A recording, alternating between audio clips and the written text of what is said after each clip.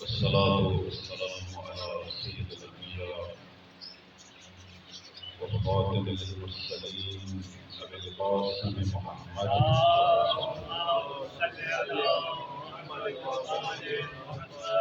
وعلى آله الطيبين الطاهرين المعصومين أذهب الله عنهم الرجس وطهرهم تطهيرا. اللهم صل على محمد سيدنا وسيد الله اللهم عجل لوليك الفرج. أما بعد فقال رسول الله صلى الله عليه وآله وسلم الحسين مني وأنا من الحسين أحب الله من أحبني. نبی کریم صلی اللہ علیہ وآلہ وسلم فرماتے ہیں حسین مجھ سے ہے اور میں حسین سے ہوں، اور خدا اس شخص سے محبت کرتا ہے جو حسین سے ہے۔ میرے نبی نے بتا دیا کہ دین جسے میں لے کے آیا ہوں یہ 61 ہجری تک یہ دین مجھ سے ہے، اور 61 ہجری کے بعد یہ اس سے ہے جس نے اس کو بچایا۔ مولا حسین نے کیا بچایا یہ ابھی تک دنیا نہیں سمجھ پائی۔ کوئی کہتے ہیں دین بچایا، کوئی کہتے ہیں انسانیت بچائی۔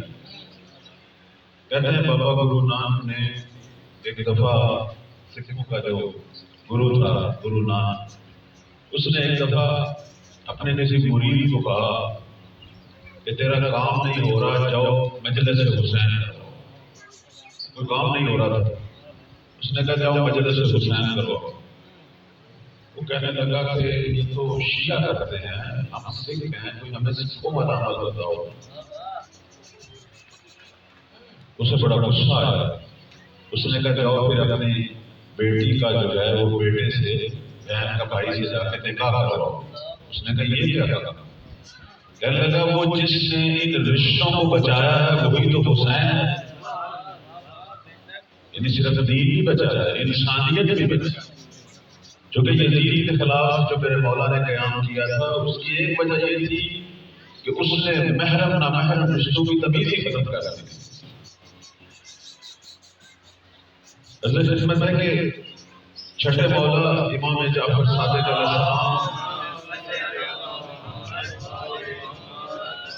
فرماتے ہیں کہ اللہ تعالیٰ نے روز عاشور یہ جو سید الشہداء نے اپنی قربانی دی، خدا نے اس کے بدلے حسین کو دنیا میں 3 چیزیں دی۔ آخرت اپنی جگہ، دنیا میں اللہ نے مولا حسین کو 3 اجر دیے اس قربانی کے بدلے۔ پہلا اجر کیا دیا؟ جعل الامام فی صلبہ۔ اب بی بی زہرا کے 2 بیٹے تھے، حسن مشتبہ اور حسین۔ اللہ نے قیامت تک امامت حسین کی صلب میں کہا ہے۔ یہ پہلا اجر جو ہے سید الشہداء کو حاصل ہوا۔ اس لیے میرے نبی کبھی کبھی مولا حسین کو اپنی گود میں بٹھاتے تھے جب بچے تھے، کہا کرتے تھے یا حسین انت الامام وابن الامام وابو الائمہ۔ حسین تو بھی امام ہے، امام کا بیٹا ہے، اور تو قیامت تک آنے والے سارے اماموں کا باپ ہے۔ اور اس لیے آج ہم جس امام کی امت ہے وہ بھی حسین ہی ہے۔ کہتے ہیں کہ مولا امام زمان اجل اللہ فرج شریف جب ظہور فرمائیں گے، اللہم صلی اللہ علیہ وسلم، ظہور کے وقت مولا اپنا تعارف فرمائیں گے۔ اب ظاہر پوری دنیا کی نگاہ ہوگی امام زمان کی طرف، حضرت بقیہ اللہ کی طرف پوری نگاہ ہوگی لوگوں کی۔ کہتے ہیں اس وقت وہ 5 نگاہیں، 5 آواز میرے امام دیں گے، ان میں سے ایک آواز یہ ہوگی، کہیں گے یا اہل العالم، اے دنیا والو، اننا جدد الحسین قتلوہ عطشانا، میں اس حسین کا بیٹا ہوں کہ جسے پیاسا ذبح کیا گیا۔ اپنا تعارف امام زمان جو ہے وہ سید الشہداء کے اور ان کی پیاس سے کر رہے ہیں، اور کہیں گے انا المنتقم، میں اب انتقام لینے کے لیے آ گیا۔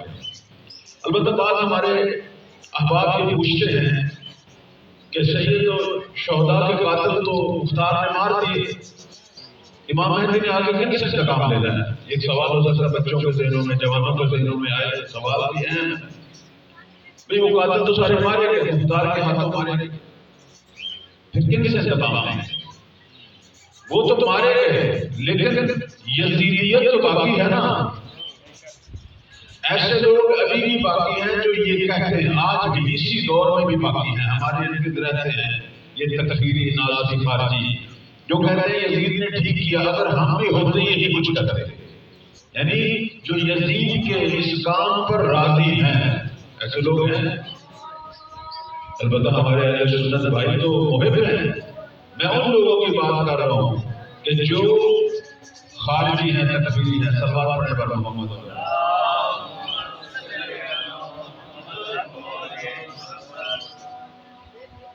اذان کے احترام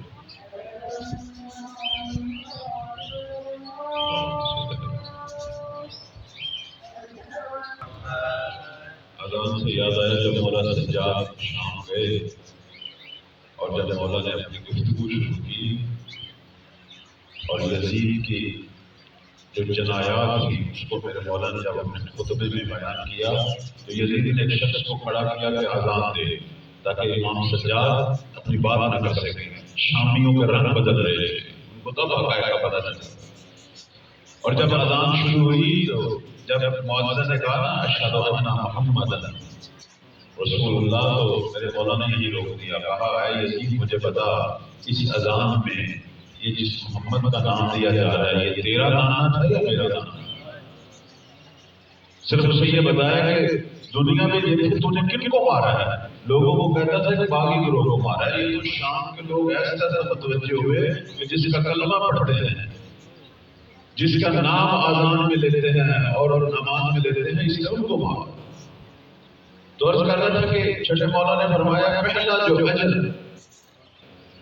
سید الشہداء کو اللہ نے دنیا میں دیا وہ ان کی نسل میں امامت کو کرا، اور دوسرا اجر فرماتے ہیں جعل الاجابہ تحت قبتہ، دوسرا اجر جو اللہ نے سید الشہداء کو دیا وہ جو قبہ ہے، وہ جو قبر مبارک کے اوپر قبت ہے، اس قبت کے نیچے اللہ نے دعاؤں کی قبولیت کو کرا۔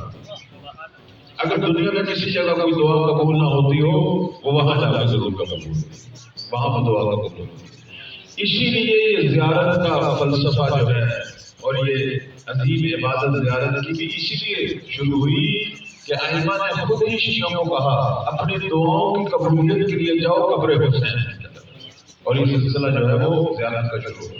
اور اتنی تاکید تھی ہمارے ائمہ کی قبر حسین علیہ السلام کی زیارت پر، فرماتے تھے اگر رسول اللہ سے صلہ رحمی کرنی ہے تو قبر حسین کی زیارت کرو۔ بعض میں لوگ کہتے تھے ہمارے پاس اتنے پیسے نہیں ہیں تو چھٹے مولا کہتے تھے نمک کے ساتھ روٹی کھاؤ لیکن زیارت کے لیے ضرور۔ اور یہ زائرین کا بڑا ثواب ہے۔ کہتے ہیں کہ یہ بھی روایت میں نے دیکھی کہ جب روز قیامت ہوگا اور ظاہر ہے قیامت کا دن بڑا سخت دن ہے کہ جس دن لوگوں پہ لرزہ طاری ہوگا اور عدالت پروردگار برقرار ہوگی اور اس وقت حساب و کتاب، اور کچھ لوگ جہنم کی طرف کھینچے جا رہے ہیں، کچھ جنت کی طرف۔ کہتے ہیں سما و نفسہ نفسی کا عالم، کہتے ہیں اس وقت ایک منادی آئے گا، ایک فرشتہ آئے گا اور وہ بلند آواز سے ندا دے گا اینا اینا زوار قبر الحسین، وہ بلا گا کہاں ہے قبر حسین کے زائر، وہ فرشتہ بلا گا۔ اور روایت ہے کہ فَيَقُومُ أُنَاسٌ كَثِيرٌ، لوگوں کی بڑی تعداد کھڑی ہو جائے گی، کہتے ہم ہیں زائرین قبر حسین، ہم ہیں زائرین قبر حسین۔ اس وقت پھر وہ کہے گا کہ پروردگار کا فرمان ہے، پروردگار کا فرمان ہے خُذُوهُ بِيَدِهِ مَنْ أَحْبَبْتُمْ فَانْتَظِرُوا إِلَى الْجَنَّةِ، خدا یہ کہہ رہا ہے کہ تم تو بخشے بخشائے ہو، جس کا بھی ہاتھ پکڑو اس کو بھی تم جنت میں لے جا سکتے ہو۔ تمہیں حق شفاعت بھی دیا جائے. یعنی جو ظاہر ہے قبر حسین کا وہ تو خود اس کی بخشش ہوگی، لیکن اسے حق شفاعت بھی ملے گا کہ تو اب جس شخص کا ہاتھ پکڑنا چاہتا ہے پکڑ اور اسے لے کے جانا. یہ مقام البتہ میں یہاں ایک اشارہ کروں گا کہ ظاہر کو جو اجر ملے گا اس کے حق معرفت کی بنا پر کہ جتنی معرفت بلند ہوگی اتنا اجر ہے. ہم پر ضروری ہے کہ جس امام کی زیارت کو جاتے ہیں اس کی معرفت بھی اپنے دل میں رکھیں.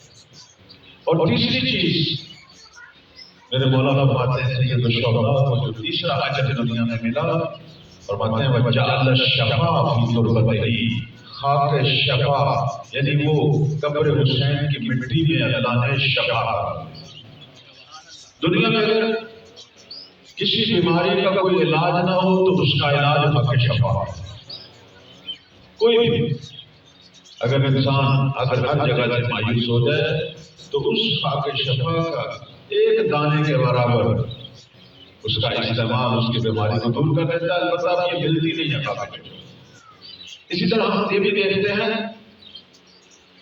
معصوم فرماتے ہیں کہ اگر کوئی سجدہ خاک شفا پہ کیا جائے السجود علی تربۃ الحسین یتم الصلاۃ ان کانت ناقصہ، کہتے ہیں کہ خاک شفا پر اگر آپ نماز پڑھیں گے اگر آپ کی نماز میں کوئی نقص بھی ہوگا تو اللہ اسے پورا کرے گا.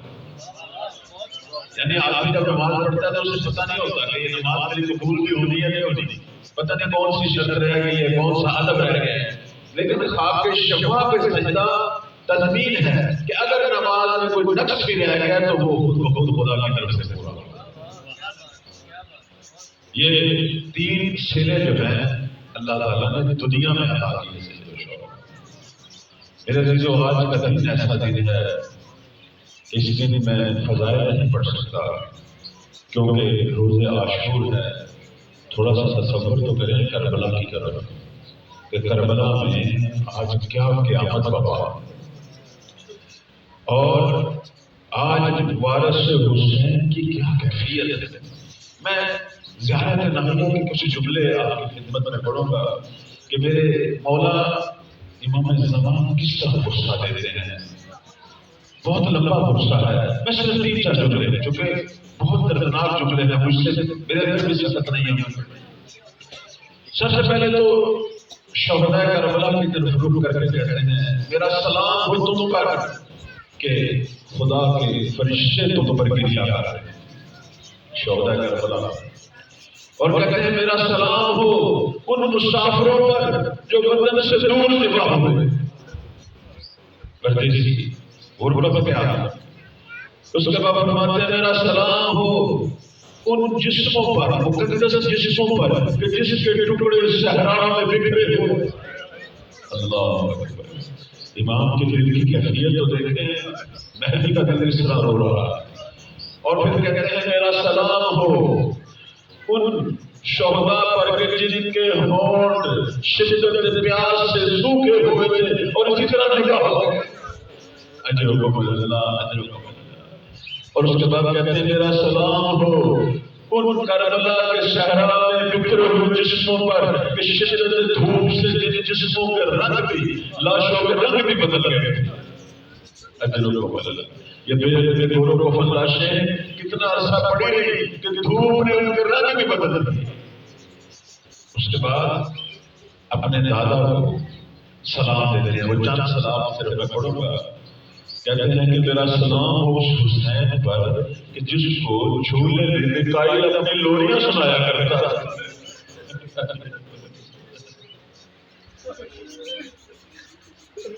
اس کے بعد کہتے ہیں میرا سلام ہو اپنے دادا پر جو کربلا میں پھری ہوئی کربلا میں تنہا رہ گیا.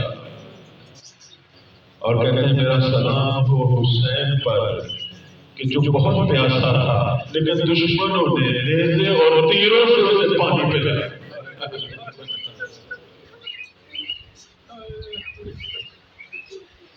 اس کے بعد دو سلام جو ہے وہ بڑے سخت ہیں لیکن میں تین سلام رہ رہے ہیں جو بڑے سخت ہیں. کہتے ہیں السلام علی المغسل بدم الجراح میرا سلام ہو اس حسین پر کہ جو اس کو اپنے زخموں سے نکلتے ہوئے خون نے غسل دیا.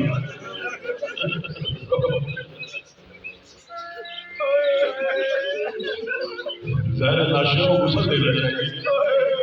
لاشوں کو غسل. میرا سلام اس حسین پر. یہ امام زمانہ کہہ رہے ہیں کہ جس کو غسل ملا لیکن اپنے ہی زخموں سے نکلتے ہوئے خون سے. اور اس کے بعد کہتے ہیں میرا سلام ہو حسین پر کہ ظالم نے جس کی شاہ کو بہت بری طریقے سے کاٹا. اس ملعون نے پیچھے سے گردن کاٹنا شروع کی. جب شاہ پہ پہنچا تو زور زور سے گردن مارا.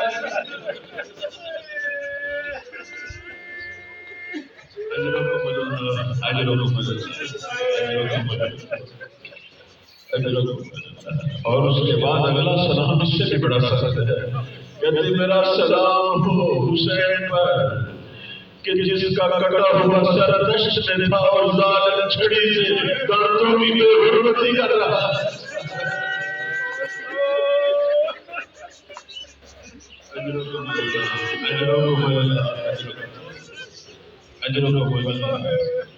کہتے ہیں یہ عصر عاشور تھی.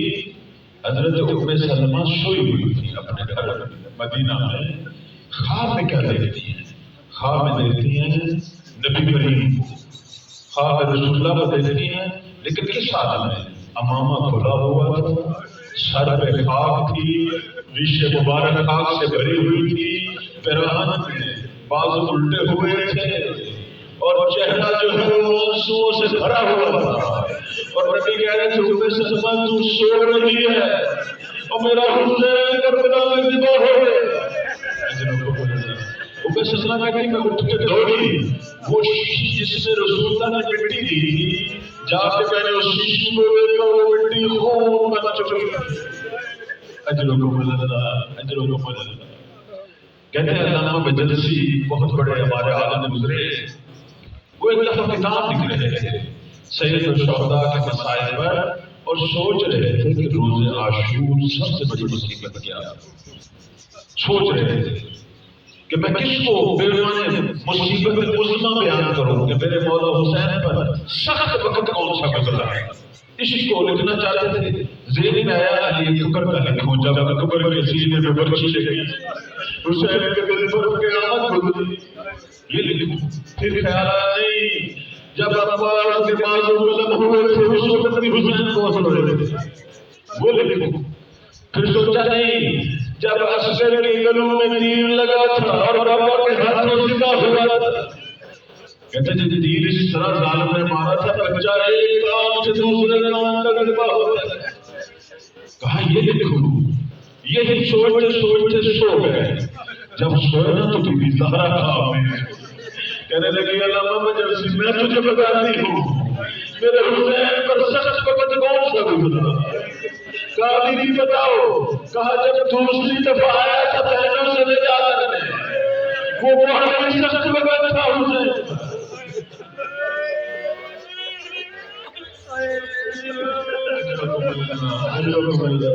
میرے مولا نے دو ودا کیے تھے. ایک پہلا ودا تھا, پہلے ودا میں نکل کے حملہ کیا. فوج حیران تھی کہ وہ حسین جو صبح سے لاشیں اٹھا رہا, وہ جس کے بچوں کو ہم نے مارا, وہ جس کے بھائیوں کو مارا, بھتیجوں کو مارا, جو بھوکا اور پیاسا ہے. لیکن میرے مولا کی لڑائی دیکھ کر فوج حیران ہو گئی. اتنا میرے مولا لڑے. کہا اب دیکھو بھوکے کی لڑائی, اب پیاسے کی لڑائی دیکھو, وہ جس کے بچوں کو مارتے رہے آج اس کی لڑائی دیکھو. حیدر کرار کے بیٹے نے لاشوں کے ڈھیرے لگانے شروع کر دی. کہتے 1979 ملعونوں کو فتنار کیا میرے مولا. اتنا مارا ان کو, اتنا مارا اور یہ بھاگ رہے تھے. کہتے ہیں جیسے شیر آ ہو اور بکریاں بھاگتی ہیں اس طرح یہ بھاگ رہے تھے. اتنا میرے مولا ان کو مار رہے تھے. اور کبھی کبھی شخص حرات میں جا کے کہتے تھے عباس بھائی اب پورے بھائی کی لڑائی کی ہے. اتنا مارا کہ آخر میں حافظ کی آواز آئی. پروردگار کی طرف سے آواز آئی حسین اب بس کر اب اپنا وعدہ پورا کر یا ایتھا النفس المطمئنہ ارجعی الی ربک راضیۃ مرضیہ حسین بس کر دے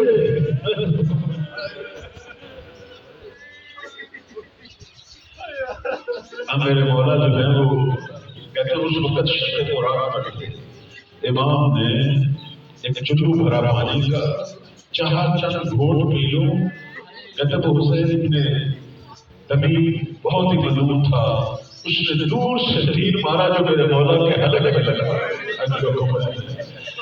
بس وہ پانی پینا نصیب نہ ہوا وہ چلو سارا خون سے بھر گیا امام نے جب تیر لگا تو کہا بسم اللہ وعلی ملت رسول اللہ پانی لگ گئے اب اسی عالم میں امام آئے وہ جو دوسرا وعدہ میری بیوی نے کہا میں وہ آپ کی خدمت میں بیان کرنا چاہتا ہوں آئے خیموں کے باہر کہتے پورا جسم خون سے بھرا ہوا تھا گردن سے بھی خون نکل رہا تھا میرے مولا نے کہا علیکم منی السلام یا زینب یا ام کلثوم یا فاطمہ یا سکینہ بہنوں اور بیٹیوں کو اپنی سلام کیا بس یہ سلام کرنا بیویاں باہر آئیں جب مولا کا یہ عالم دیکھا جگہ جگہ سے خون ہے گردن سے خون جاری ہے اب سب نے مل کے ماتم کرنا شروع کر دیا یا حسین یا حسین اجرکم اجرکم میرے مولا نے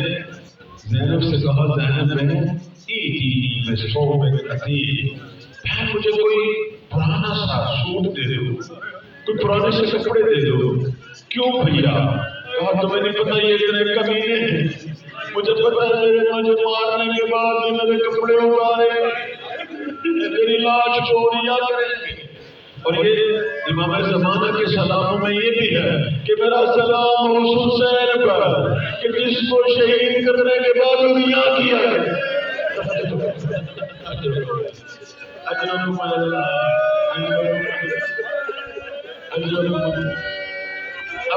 اب بہن جو ہے وہ سوٹ لے کے آئی ہے پرانا میرے مولا نے وہ پرانے کپڑے پہنے اور پہننے کے بعد اسے جگہ جگہ سے چاپ کیا پھاڑنا شروع کر دیا پھاڑا اس لیے تاکہ ظالم حرص نہ کرے پھٹے ہوئے سوٹ کو نہ اتارے لیکن یہ میرے امام کی حضرت ہی رہ گئی ان ظالموں نے وہ پھٹا ہوا سوٹ بھی اتارا اور مولا کی لاش چوریاں کی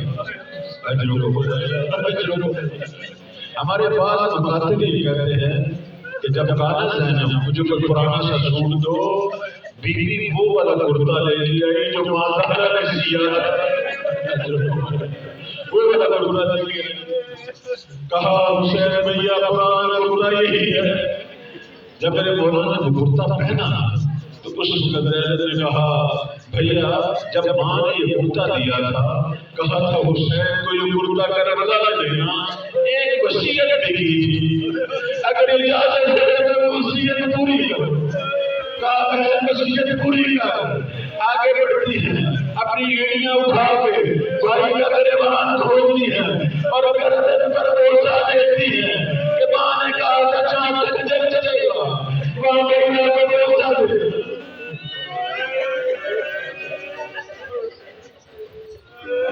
اجرکم اللہ اجرکم اللہ اجرکم اللہ اب مولانا نے کہا ایک وصیت بابا علی نے بھی کی میں بھی وہ وصیت پوری کرنا چاہتا ہوں کہا جی بسم اللہ بھائی کہا اپنے ہاتھ اٹھاؤ بہن کی کلائیں اٹھا کر امام نے بہت دینے شروع کر دی کہا مجھے پتا ہے یہ تھوڑی سی دیر کی بات ہے پھر انہی کلائیوں میں رسیاں ڈالی جائیں اجرکم اللہ اجرکم اللہ اجرکم اللہ اجرکم اللہ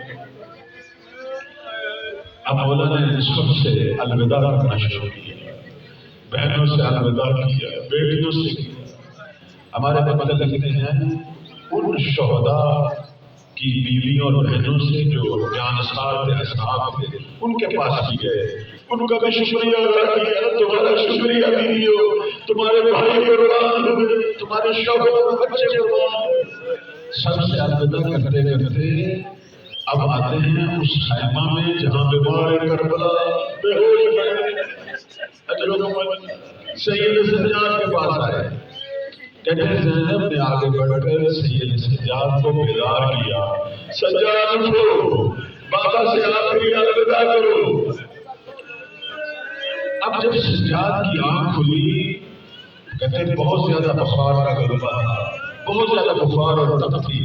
جب آنکھ کھلی نا تو بابا کا خون آلودہ جسم دیکھا تو اٹھ کر حیرانی سے کہتے ہیں آئینہ آئینہ امی العباس، میرا چچا عباس کہاں ہے؟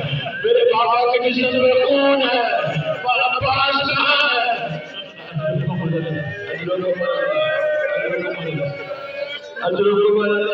میرے مولا نے کہا سجاد تو بے خبر ہے، تیرا چچا عباس تیرے فرات میں بازو کٹوا کے سو گیا نہیں۔ پھر سجاد کہتے ہیں اینہ حبیب، اینہ مسلم، اینہ اخی علی اکبر، حبیب کہاں ہے؟ مسلم کہاں ہے؟ میرا بھائی علی اکبر کہاں ہے؟ جب سجاد نے یہ پوچھنا شروع کیا تو شہر نے کہا سجاد میں تجھے ایک بات بتاؤں، ان خیموں میں صرف دو ہی مرد رہ گئے، یا میں رہ گیا ہوں یا تو رہ گیا، کوئی بھی نہیں بچا۔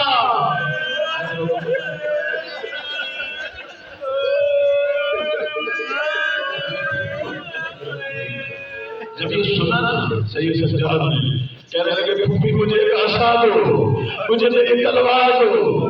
حسین نے کہا کیا کرنا ہے؟